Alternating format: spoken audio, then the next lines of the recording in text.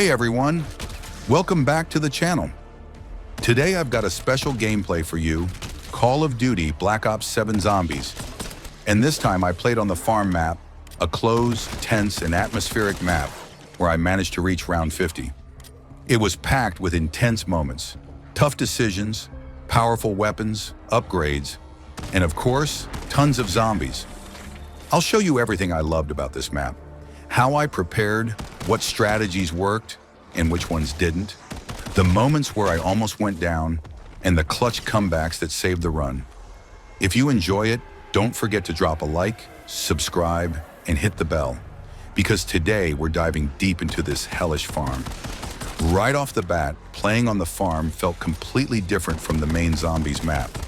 The main map in Black Ops 7 Zombies has several interconnected zones, wide areas, transition routes, and varied environments. But the farm, it's tight, enclosed, and absolutely relentless. You've got limited escape routes, tight corners, and constant spatial tension.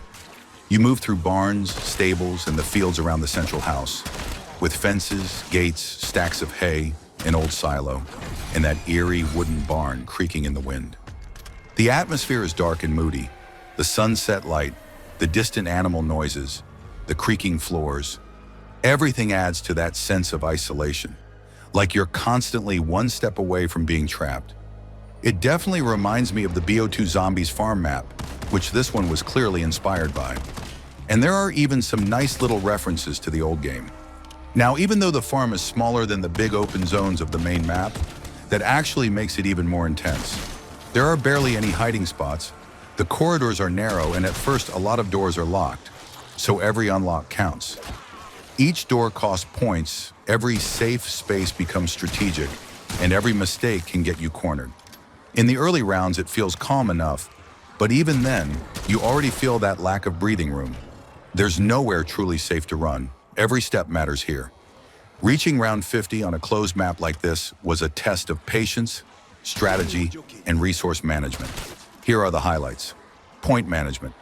Since the space is limited, you really need to think about every point you spend. I focused on earning points near the central house and the barns, but I had to be careful. Every gate, every barrier, every new weapon costs you. In the early rounds, I invested in small upgrades, basic perks, and barricades to keep control. Weapon upgrades, sure Pack-a-Punch. I managed to reach the Pack-a-Punch area hidden deeper inside the farm. You have to unlock a few inner doors and survive a few tough waves to get there. Once I got my weapon upgraded, it completely changed the pace. Kills were faster, and that made all the difference past round 30. Ammo mods, augments, and perks.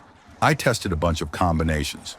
For example, I used explosive ammo mods on my secondary weapon to clear groups, and perks that focused on ammo capacity and mobility inside tight areas. Things like fast reload and sprint stability. The augments that boost armor durability or health regeneration, if available, were lifesavers from round 30 and beyond. Weapon choice. On the farm map, guns with good recoil control are essential.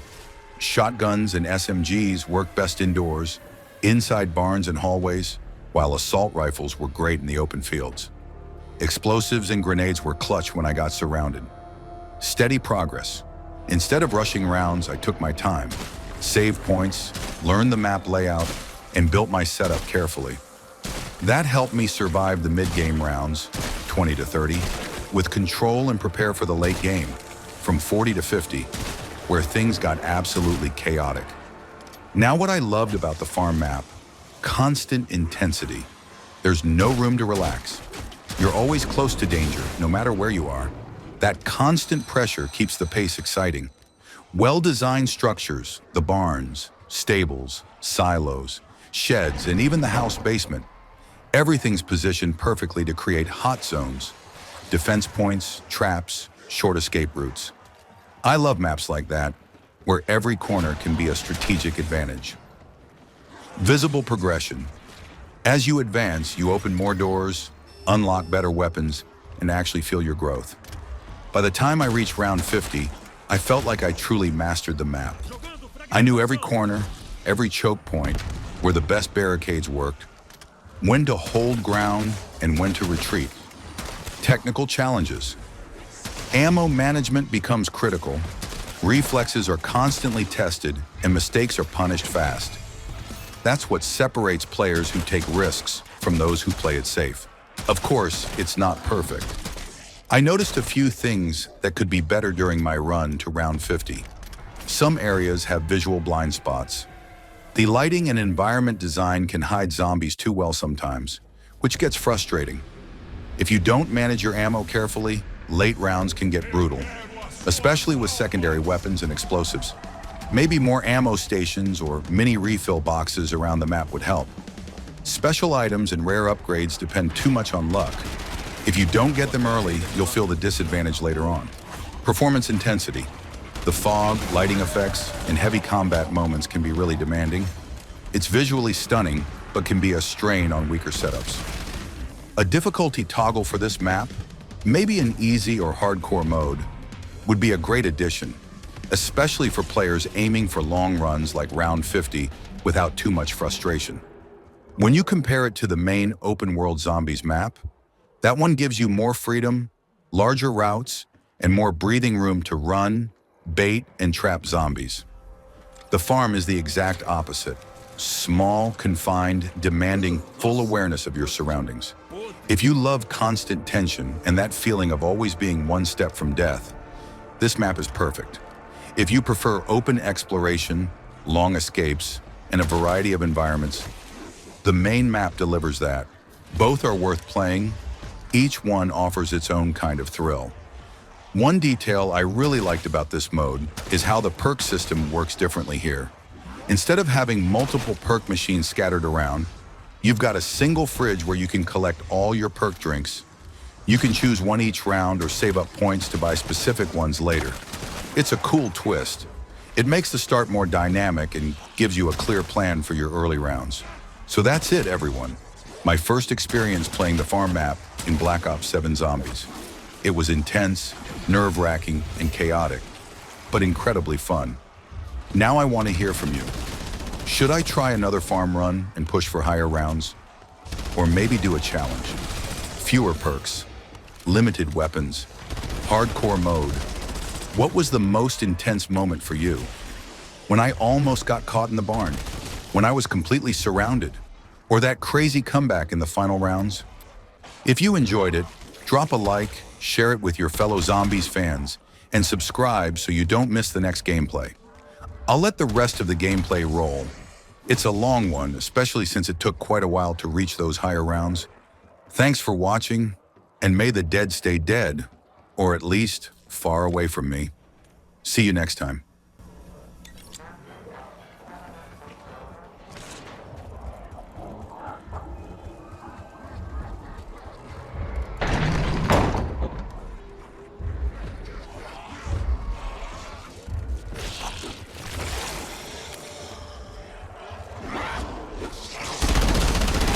No meio da cachola.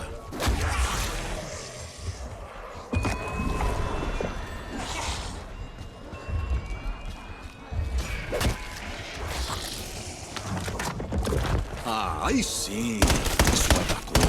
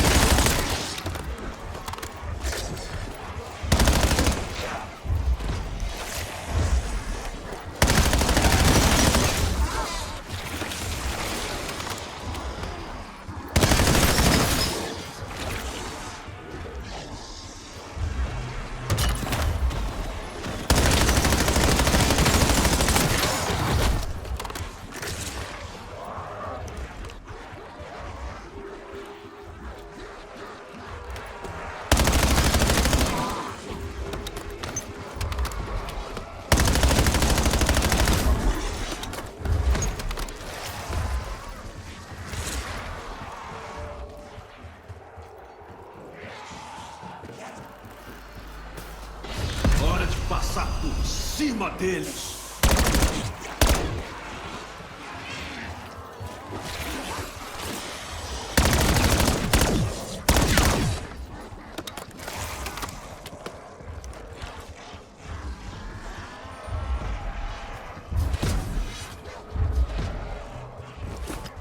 Você me deixa muito, sabia?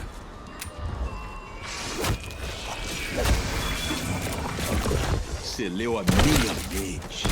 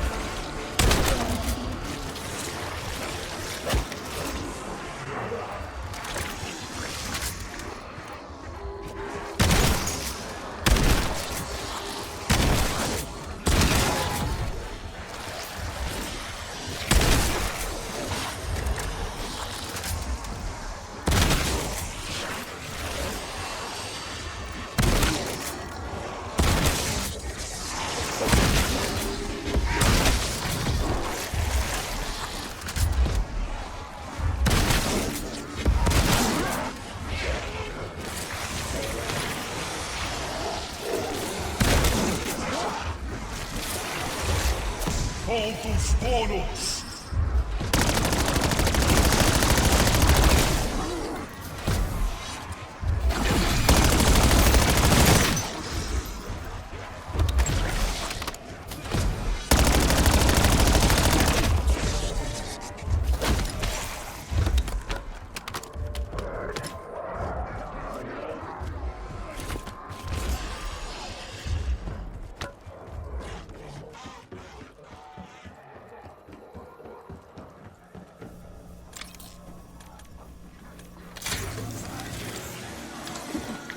Eu ia ser o cara no treinamento com isso.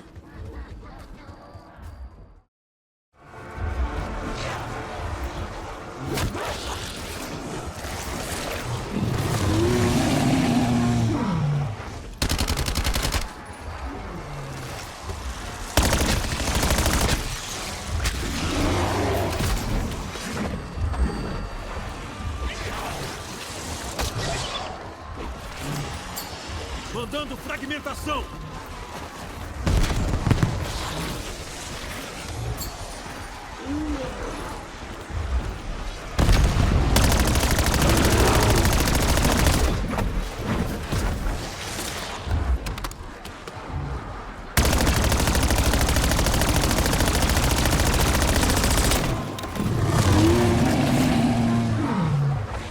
Indo com tudo com raio sombrio!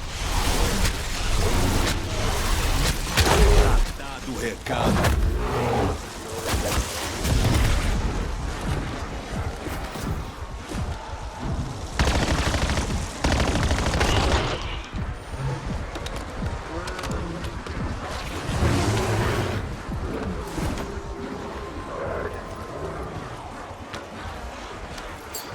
Lançando fragmentação.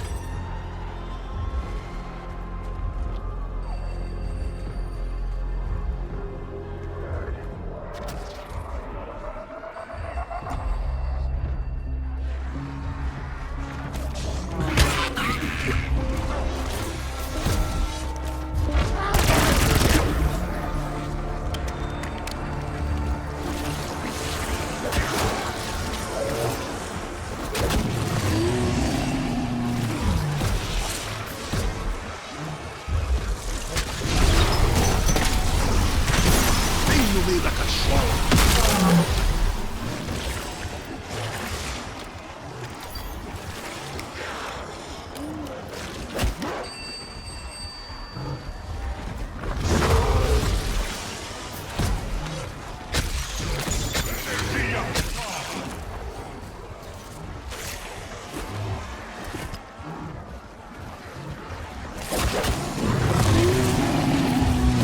Raio sombrio em ação.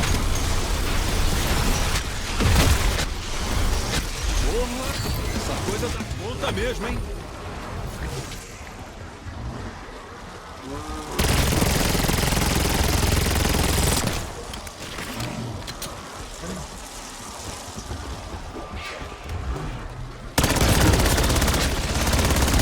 Aí de pé deve ser meio impossível, né?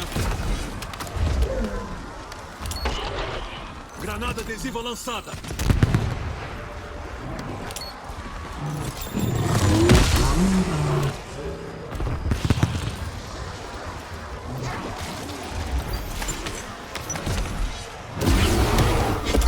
É uma boa fonte de proteína. Baixa instantâneo. Máximo de munição. Máximo de... Ataquem ameaçador de tiros.